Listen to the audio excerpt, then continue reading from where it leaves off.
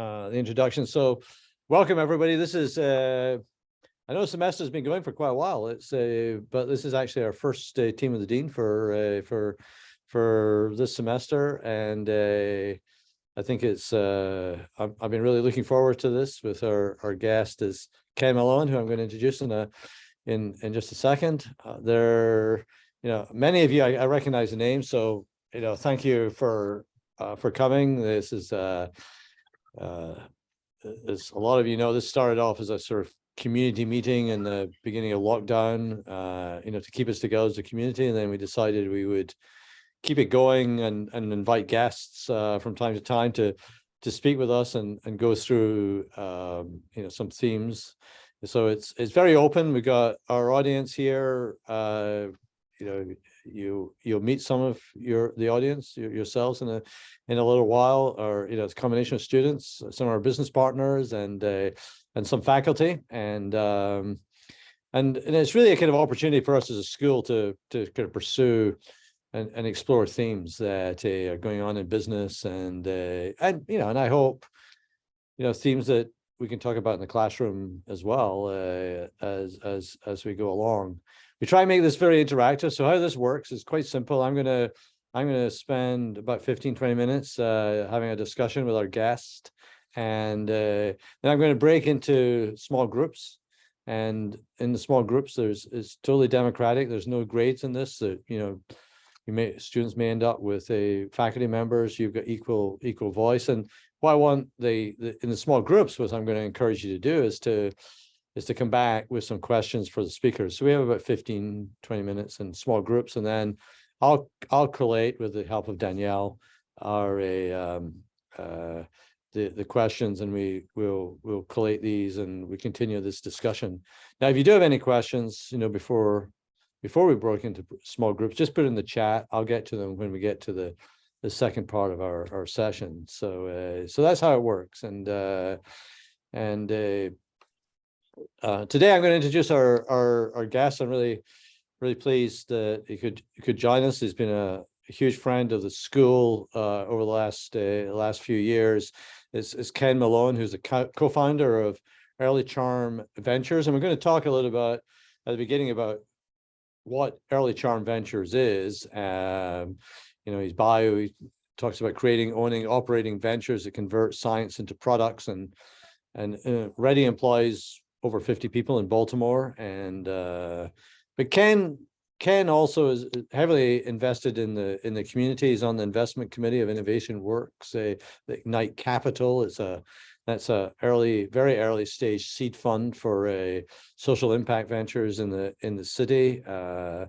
He's been a mentor at MICA and OpenWorks, and particularly University of Baltimore. And I'm not sure if any of your entrepreneurs are on this call, Ken, but has been very, very helpful on our Center for Entrepreneurship and Innovation.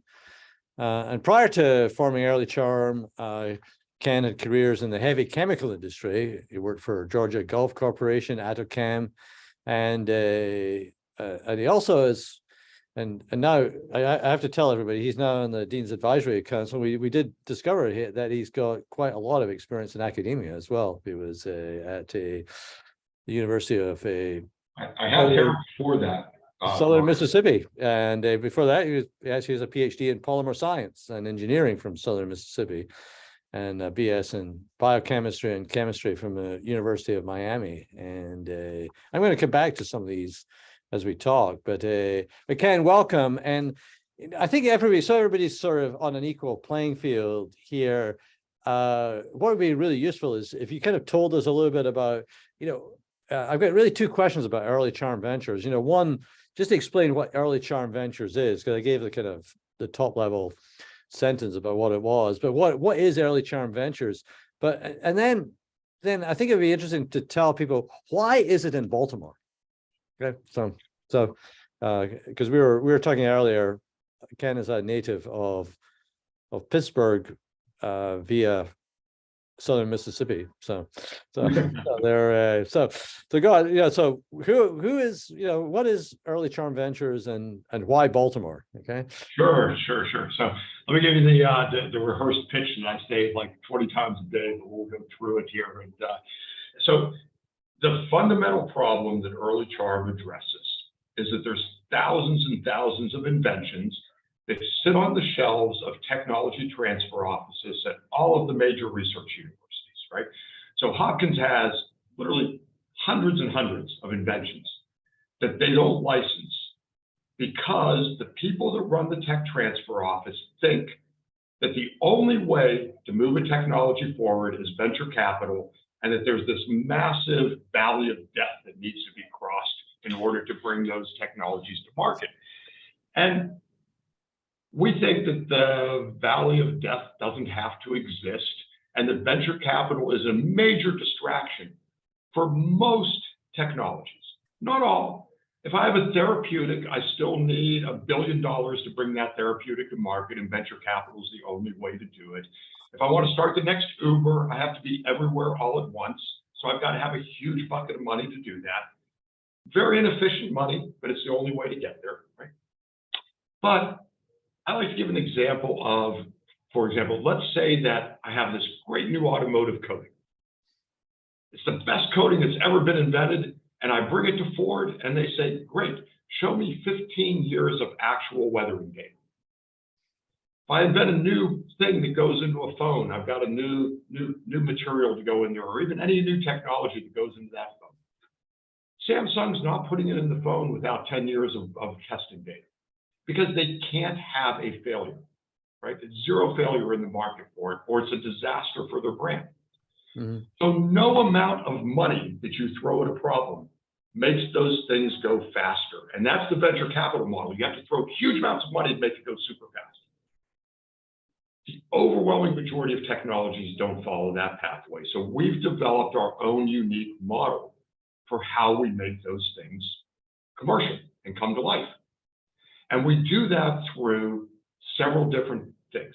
First and foremost, we create and own and operate ventures. So we go into universities, we find the technology, we license it, we start the companies up.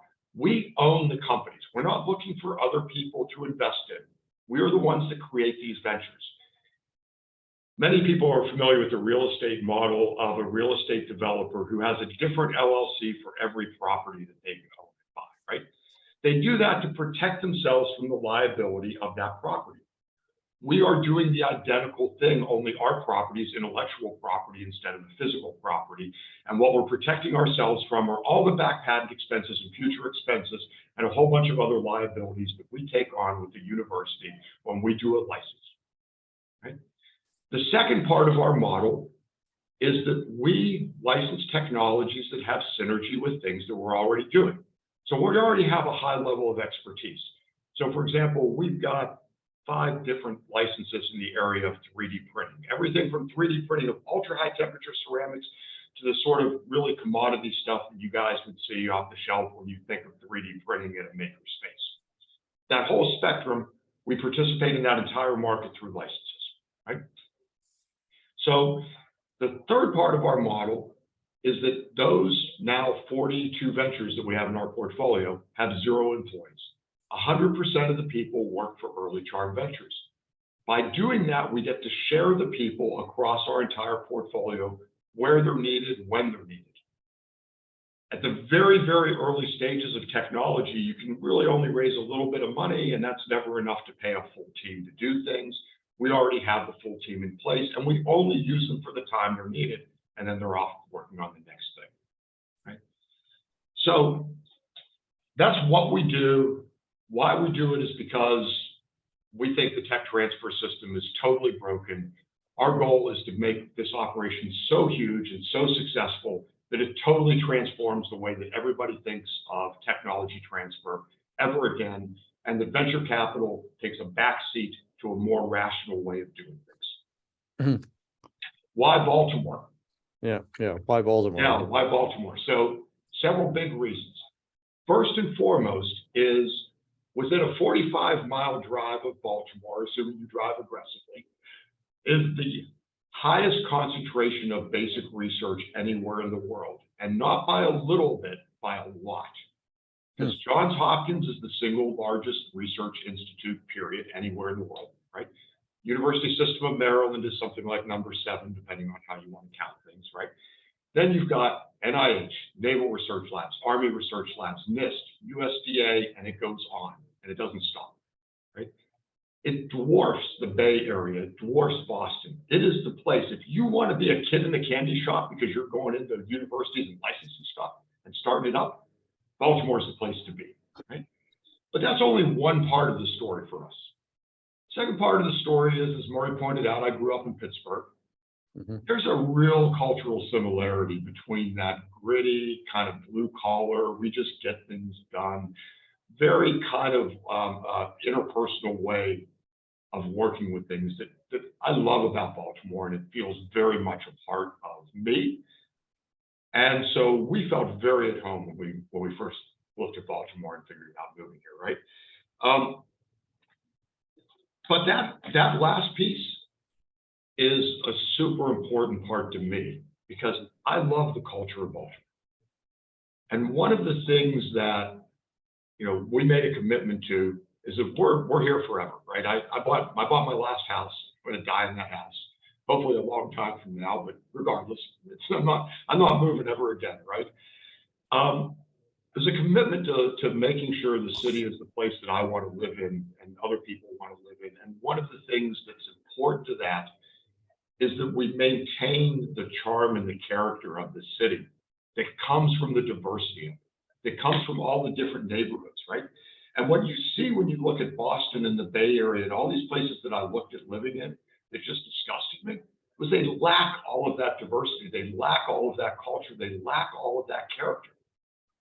So one of the big commitments I've made to Baltimore is to work hard for equitable growth, especially through entrepreneurship in Baltimore. And so I spend a lot of time working with Henry's guys, right? And working with the MICA guys, and working with Coppin, and working with, because I think that if we don't be successful at helping raise up all people, it's going to be just a terrible place to live. And it's just going to gentrify and become worse. So that's my spiel, Murray. I just used the entire 20 minutes of our talk. No, it's great. Now I got some. If we got time, I do have a follow-up question about Baltimore and this, but we'll get to that. I'm sort of interested, just looking at your background. Here's a guy who had a PhD in polymer chemistry. So, and you worked in heavy chemicals, big industry, academia. I mean, what is it about entrepreneurship that excites you? Why entrepreneurship? Why get into that? So I guess the first thing I have to say, Murray, is I was the worst employee that any one of those companies ever had. I don't know why they all didn't fire me a lot sooner, right? So I would do a job for 6 months and I'd have it figured out, and then I would immediately tell my boss he was an idiot and I would do it differently. Right? So I would never hire myself, but. So, it's kind of part of my character that I just like to be kind of out on the edge and pushing things, right? So I like to see that change.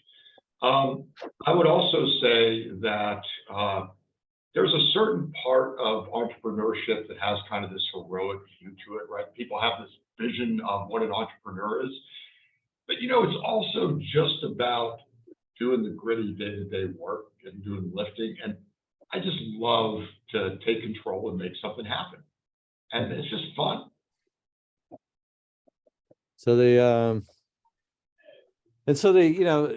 which is it's actually an interesting issue for a number of our entrepreneurial students. Do you think that some of them get discouraged? I've noticed because they're not got ventures that a venture capitalist will look at or someday will fund. Good for them. Yeah, and what would your message to them be?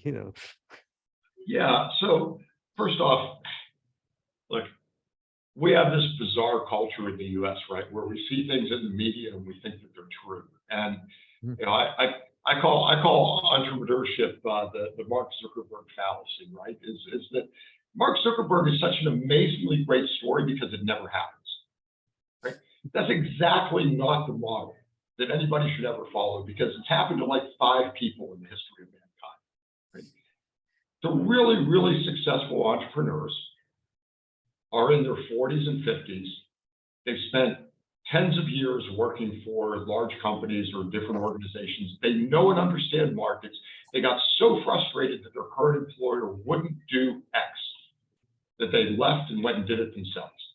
Mm-hmm. Those entrepreneurs almost never fail. The entrepreneur that starts straight out of school and trying to do the Mark Zuckerberg thing, it doesn't work too well. But the other type of entrepreneur that works really well is the one that comes straight out of school and runs what I call a hustle business, right? Where it's a business where if you work hard, you will be successful. If you open up a coffee shop, or you open up a restaurant, or you open up a dry cleaner, any small business that you open up, right? Assuming you don't do some really bad initial starting points, right? If you work hard, you can be successful at it and continue to grow, right? So there's these different aspects of entrepreneurship, and as Murray, you and I have talked about this quite a bit, right? There's this heroic entrepreneur that's out to change the world. The Elon Musk that's just radically crazy and makes me look really sane, right? It's these guys are just out there on the edge, and it's sexy and it's exciting, but it just isn't real, right? It's not what 99% of the people that are successful entrepreneurs do, right? And yes, maybe people think that the guy that owns the coffee shop is a small business owner and not an entrepreneur. But I'll tell you what, if once you're in the game and you're starting to do something and you run that coffee shop or you run that small business on a day-to-day basis and you look for opportunity, you'll find it, right? It doesn't happen overnight, and it shouldn't happen overnight. And this belief that somehow I just have this great idea and somebody's going to write me a huge check and then I'm going to be a billionaire. It's not so. Go to the casino. The horseshoe's over right here. You can gamble all you want. Go make your money. Yeah, and I, Henry and I have often talked about, and some of the students have heard me in this before, that, they're an entrepreneurship these days. We talk a lot about pivoting, which essentially means you still stay on one foot and move. My perception is a lot of student entrepreneurs morph, but I think what you're saying is actually that's a good thing. Pivoting is probably rational, but morphing, sort of discovering new businesses is probably opportunities, testing out opportunities is probably something you would want to encourage, right? It's fantastic, right? This is how it works. You have to learn how to do so many different things, right? And one of the things that anybody that's on my leadership team will tell you is that it drives them nuts because every time they start to analyze a problem, they realize I've already know the answer because I've seen it 1,000 times in all the different things I've done, right? And it's part of the team, so I let them figure it out and let them grow because they have to learn, right? But the key to being a really successful entrepreneur is actually having experience, right? Yeah. And you actually have to learn how to do so many different things to be successful at that heroic scale of changing the world and having aggressive things, having big visions. That there is a level of patience that's involved. And sometimes it's really, really frustrating because you feel like nobody in the world is listening. But I can tell you absolutely everybody I met in Baltimore up until about 3 years ago thought my business idea was just wacko, including people that kind of sort of understood, right? Now, all of a sudden, all those people are my friends. So, it's fine. I didn't care because I've been around the block a lot, right? But I understand how other people that can really hurt to not feel accepted. Yeah. No, I can. So I've got some other, issues I can come back to on the business, and maybe I have a chance depending on the audience later on, because I think, but I'm interested in going back to this issue about Baltimore and what you said sort of strikes me. So here I'm wondering about the role of entrepreneurship in economic development of this city. And I know Larissa is on this call and is responsible for the economic development plan. So I'm not questioning the economic development plan or testing you, Ken, to see if you can come out with the right ones. But I'm looking at how you see the role of entrepreneurship in Baltimore, and I want to get this in is because it may be a little bit provocative, because I'm sort of interested in this. Here we have this concentration of the huge number of inventions, the biggest concentration of intellectual property development, and yet this week it was Sunday. Is it Pitch View? The database Pitch. I had it up in a minute. They just reported, this is the biggest database on venture on capital and PitchBook, yeah. So PitchBook is reporting that the concentration of capital has got even more concentrated over the last in the last couple of years. Largely around in the Bay Area, and then in the Northeast, probably around New York. Maybe it spreads a little bit into Boston as well. But you got these huge concentrations of capital, and yet you've got this huge concentration of invention here. So how do these things fit together? And that's why I'm asking, how does it fit together in terms of how does this, what are the potentials for entrepreneurship and this invention,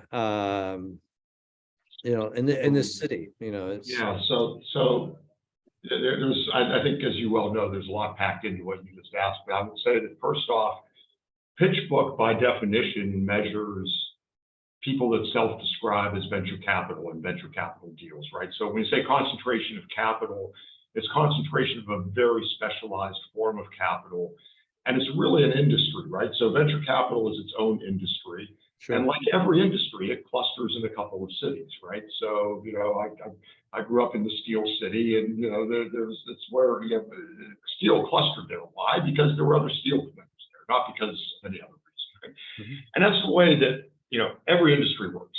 So venture capital is going to continue to cluster in the regions that it's clustering in.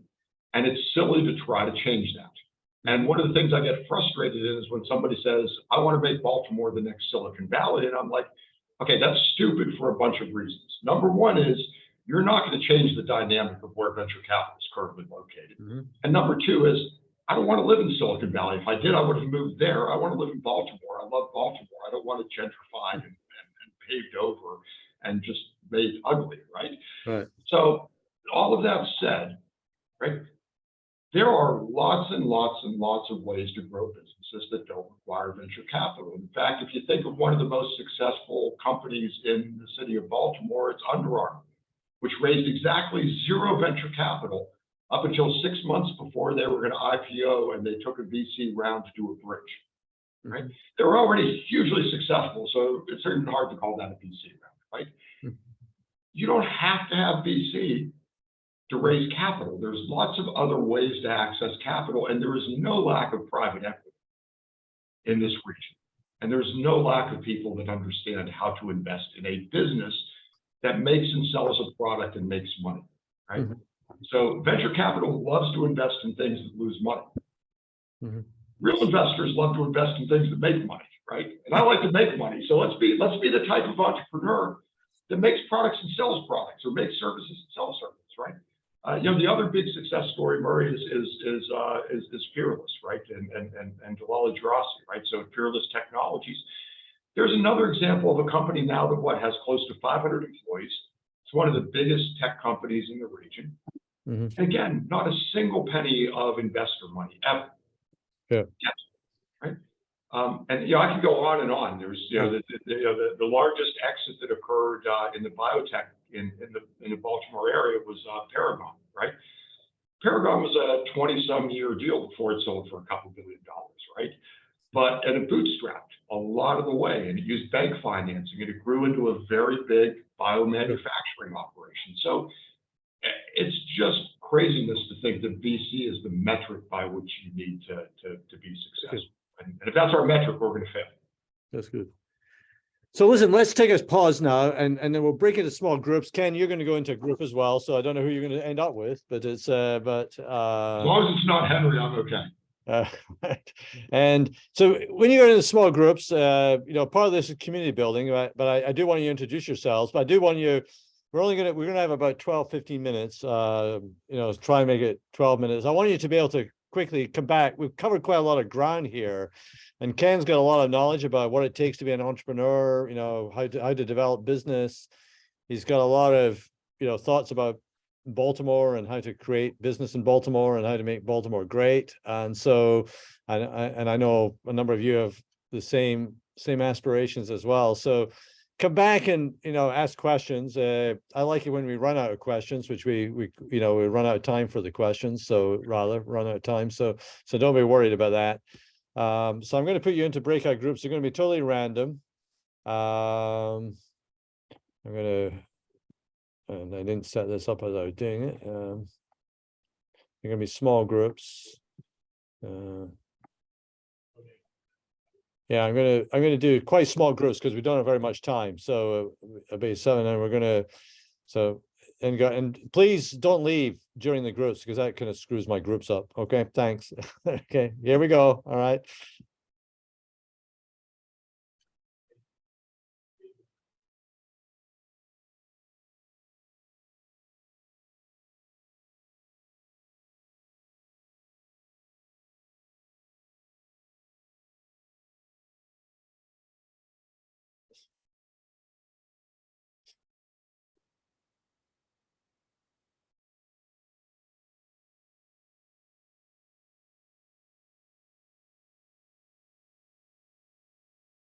I'm glad you're coming back.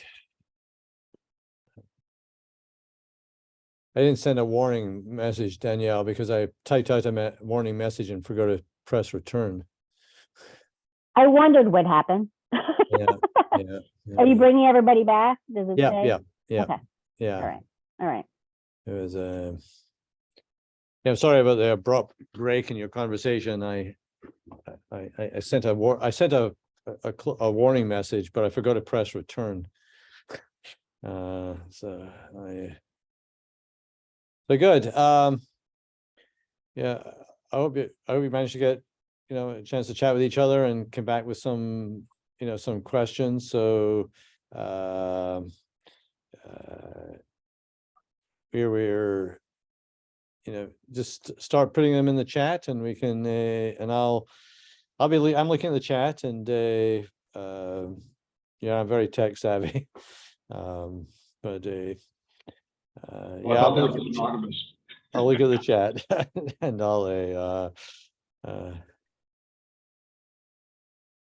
one thing I was wondering about early charm ventures, and that, as where you think it goes in the future, because I'm just thinking, in my previous institution, when I was actually on the university's had a tech transfer company, and I was on the board of that. And so, I understand all the issues of the tech transfer officer, and this particular president also was looking for this huge big hit. And but anyway, so I'm just looking at the kind of things that you're doing and the things that you're investing in, that it would seem to me, in a number of other places that have got a lot of university cities and things like that. I mean, are you looking to would you replicate this elsewhere, or would you bring other, as your technologies, do they have to come from Baltimore or this Maryland, this region, or could they come from anywhere? Only about half of our licenses come from the Baltimore region. As we've grown, they increasingly come from outside the region, because we tend to be more focused on going out and finding X rather than being opportunistic. So in the early years, we take whatever looked cool. Today, we're much, much more selective. We do intend to open an office as soon as we can rationally afford it in Singapore. The biggest reason for that is the type of programs that are available in the U.S. are readily available in Singapore, so we get to do a lot of similarities in there. Right. So so there would be some sort of synergy with the Asian, and that would give you access to Southern Asia. And frankly, we've created so many options for what we can do long term. My biggest thing right now, Murray, is We grew so fast that we outgrew our leadership. We outgrew the ability to manage the company of the people that were in here. So really the last 2 years, I've been focused on creating the structure that allows us to grow with the right people in the right places on the leadership team.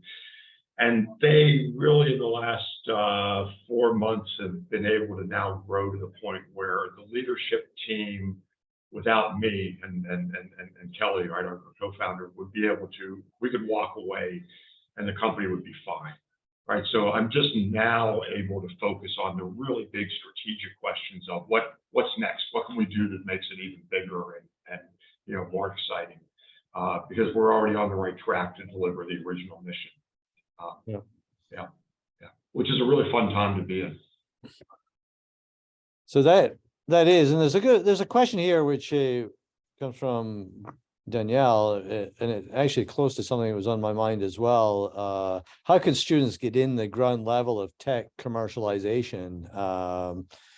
What type of firms should they look for? What should they stay away from? And I think, I don't know if this was in Group 7's mind, but I'm mindful that, we've got a number of alumni who work for tech companies, but we're not a tech university per se, as you know, but so I wonder, for our students, what kind of companies should they be looking for if they want to be in this space? So let me say several different components to this. So first, number one is look for opportunities to learn how to do a really diverse set of skills to develop, right?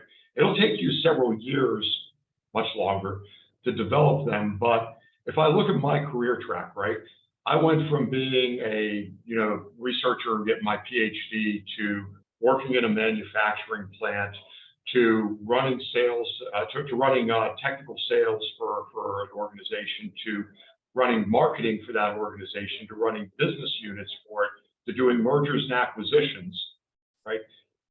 That breadth of experience, I use every one of those experiences every day running this company. Mm-hmm. And so one of the things that we get so fascinated with the solution of the technology, we forget that there's an actual business that has to be run underneath there. And to run a business effectively, you actually have to understand all the components of the business. You have to understand what actually occurs in accounting, what actually occurs in the sales process, what actually occurs in production. All those things have to come together, right? So I don't think that there's a right technology to go work for. I think what you need to look for is what's the opportunity to take a position where you'll get to develop and learn lots of other skills, and you won't get squirreled into one thing. Because if you're specialized in that, I don't think you make a really good entrepreneur. I think you have to really see that bigger picture.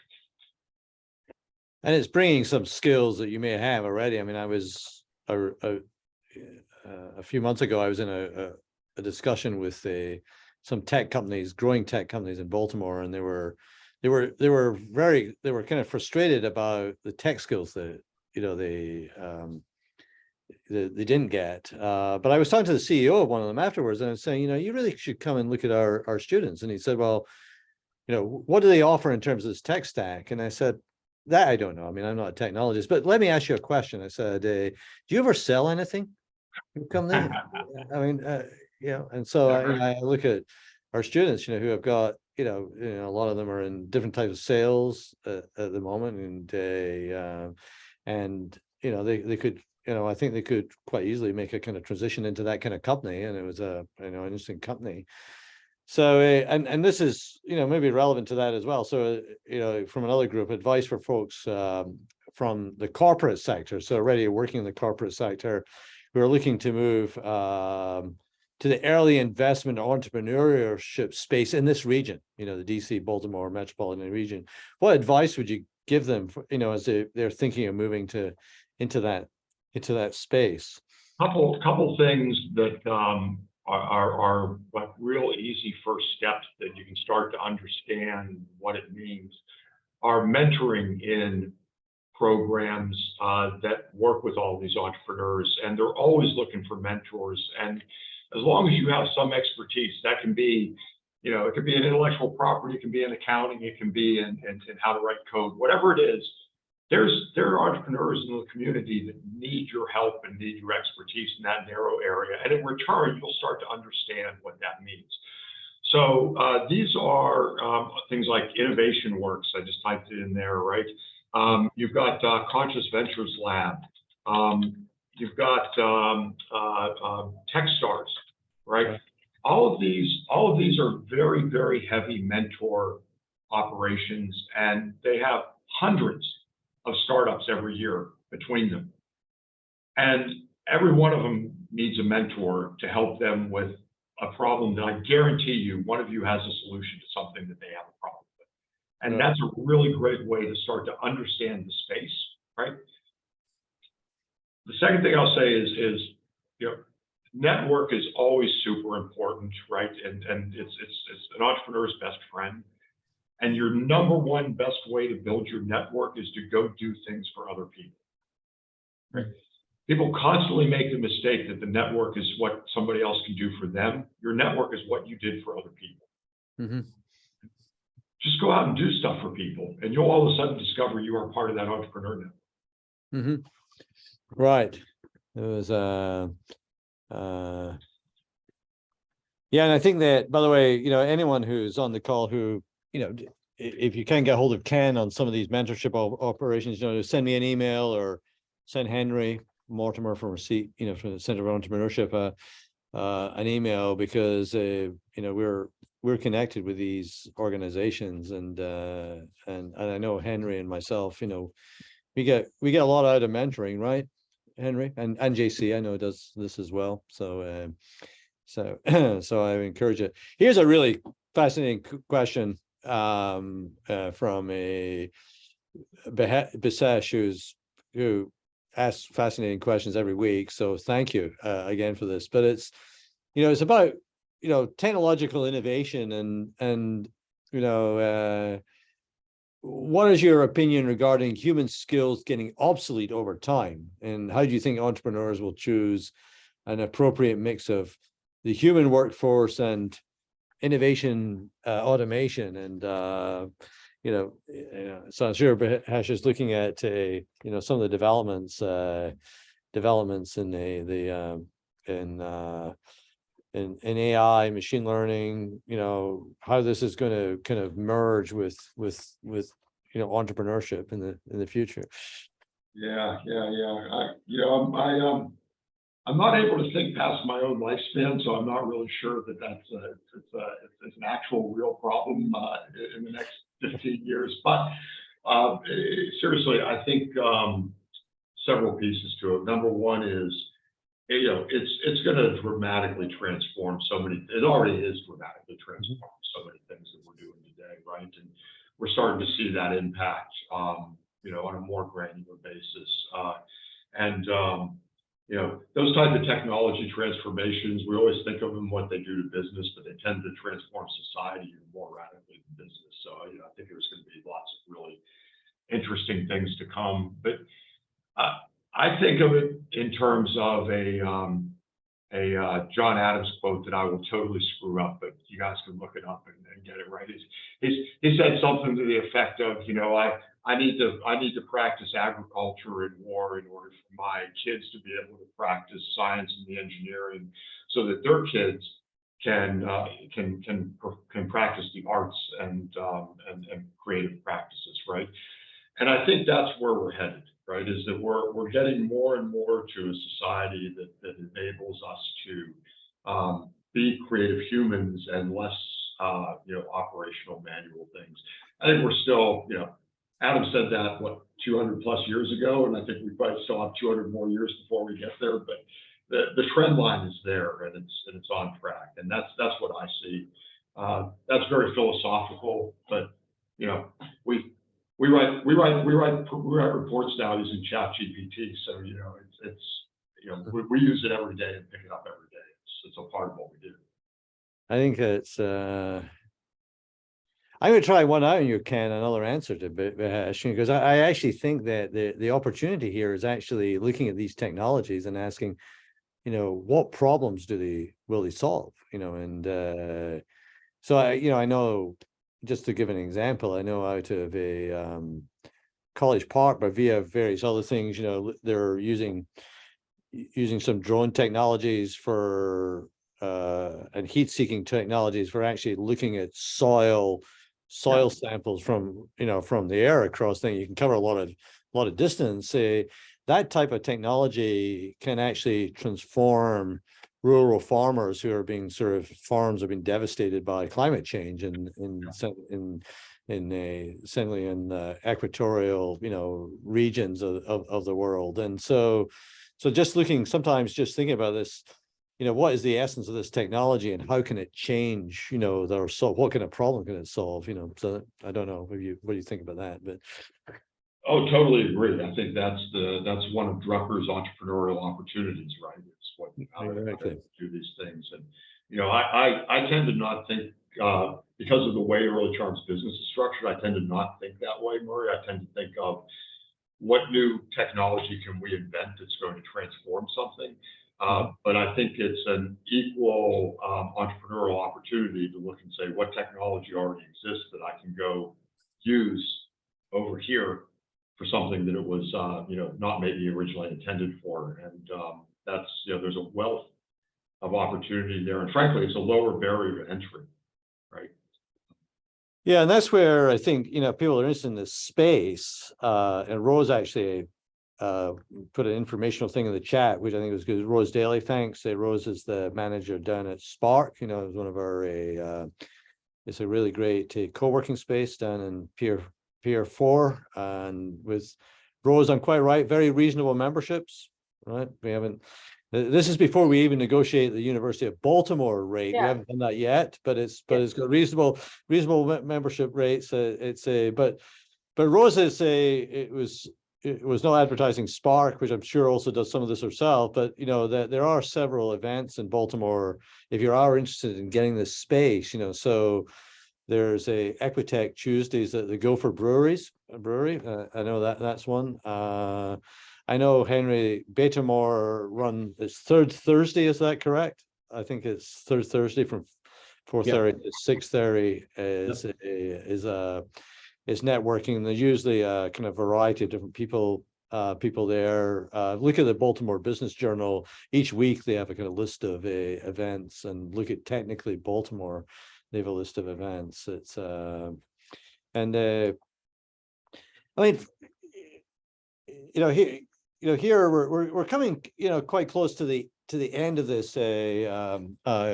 So I actually get to ask the last question. And so, if you're standing back and, here there's there's a number of, students, but it's also, sort of faculty here who are, teaching these students, and these students are going out for the next step in their career, and so, what do you think are the most important things that they should be taking from the University of Baltimore to the next employer? What are the attributes? What are the attributes they should be bringing, or skills, knowledge, whatever, and by implication, that's what we should be teaching as well. So what would you think? Oh wow, Murray.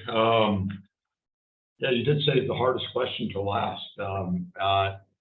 Look, I'm gonna say a couple of things on there. One is something that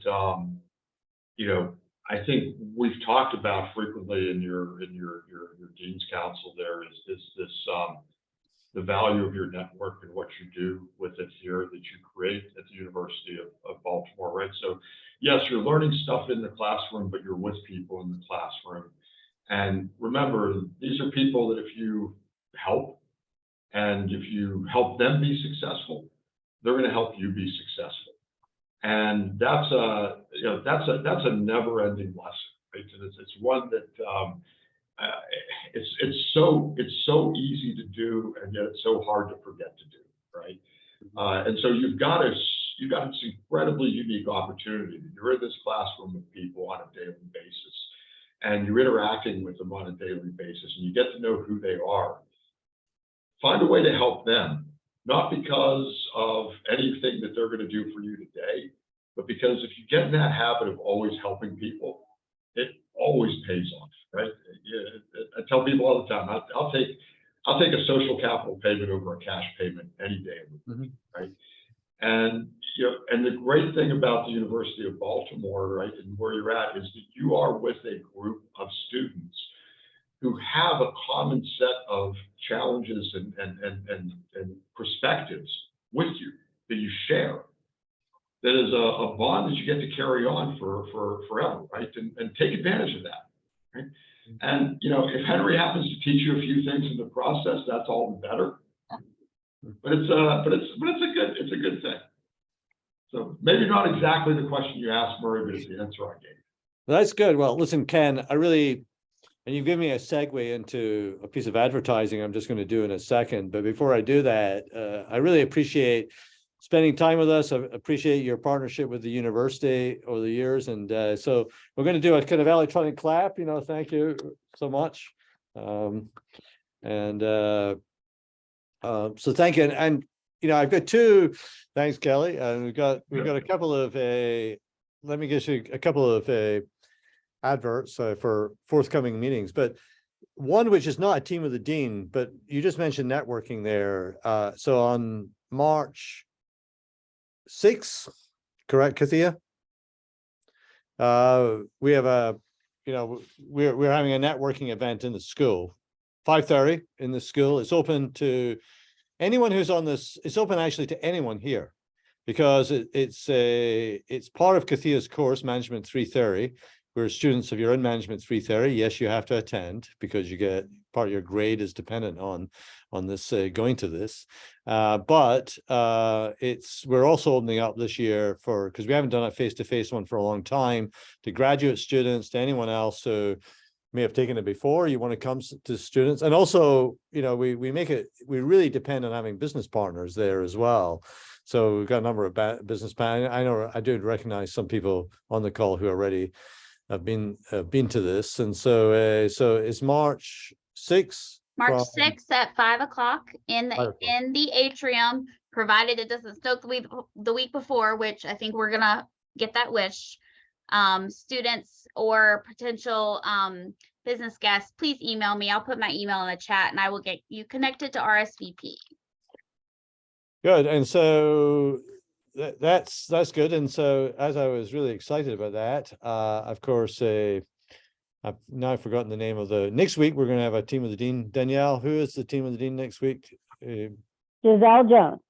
Giselle Jones. I think this is going to be good. Giselle Jones is a kind of long-term human resource executive who now is running a consulting business.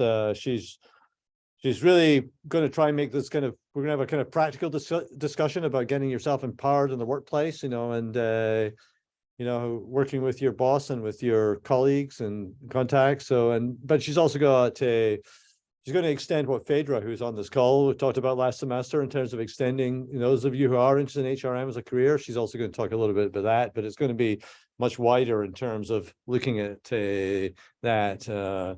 So we got that's next week. And then we got one in March, which, who is it in March again, Danielle? I'm sorry. Coy. Yes. And there's Nadine Coy. Yeah. And that's who's an operating executive in healthcare. And we're going to talk about healthcare as a career for non-healthcare professionals. Okay. You don't need to be a clinician to work in healthcare. Now, some of you know this and going up because you work in healthcare, but a little statistic: Baltimore employs 4 times as many people in the healthcare industry as a comparative metropolitan area. So there are jobs there for students, and I thought it'd be interesting to have a working executive in that area. And then in April, we have Rob Carr, April 11th, who is the CEO of T. Rowe Price, which is Rob Sharp. Rob Sharp, yeah. See, I thought I had one name correct tonight. Rob Sharp is the CEO of T. Rowe Price. He'll be coming April 11th, and then we'll finish on April 18th. It kind of a round circle because we're going to finish on April 18th with a discussion about kind of entrepreneurship change the world. And so this is a guy, Eamon Anderson, who runs Acumen Americas, which is out of San Francisco, invests in businesses that both have to grow, have scalable, but also have to make social impact. That's these. And so we're going to be talking about what they do and how they do it. And so I think that'll be there's a nice circle here for Team of the Dean. So look forward to seeing everybody. So next week we'll have another discussion, and we'll kind of keep it going. And again, Ken, thank you so much for spending time with us, and everybody, have a good week and be safe. Thank you for coming.